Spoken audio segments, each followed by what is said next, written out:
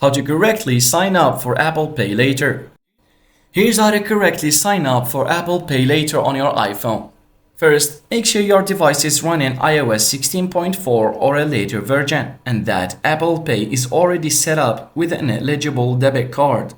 Credit cards won't work for Pay Later. Now, open the Wallet app and tap the plus icon and choose Apple Pay Later from the list. If you don't see it yet, it might not be available in your region or on your account. So next, follow the prompts to apply.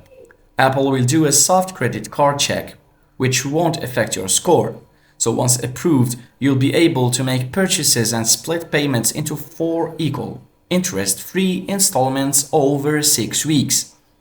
To use it, just check out with Apple Pay and select Pay Later as your payment method.